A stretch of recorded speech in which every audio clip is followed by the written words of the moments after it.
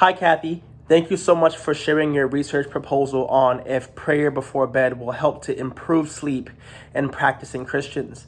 Your hypothesis was that you believe that prayer before bed will help. I want to say that personally, I agree.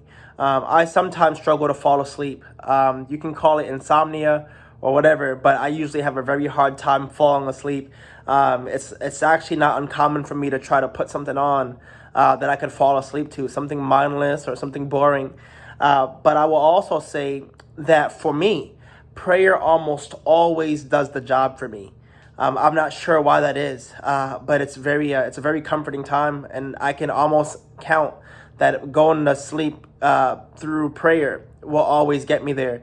And I believe that the Bible supports that for several reasons. Matthew chapter 6, verse 34 says not worrying about tomorrow will help us to have some sleep. Psalm chapter 4, verse 8 talk about how when we feel that we are in a place of safety, that we can sleep better. Proverbs chapter 3, verse 24 says that when we don't have any fear weighing us down, how there is sweet sleep that awaits us. One of my favorites is Psalm chapter 3, verse 5. It talks about how we're able to sleep because we're sustained. The scripture says that I laid down and slept, for the Lord sustained me. And I absolutely love that verse. Matthew 11, verses 28 and 29 talk about how we can come to God when we are weary, and how that can help us. Psalm 127, verse 2, I thought was a particularly interesting verse. It says that it's not beneficial to struggle in sleep, because God gives good sleep to his people. I believe as Christians, we have an advantage because God is a God who wants us to have great sleep. And just as you said, there are a lot of mental health implications. You mentioned how lack of sleep can increase anxiety and depression.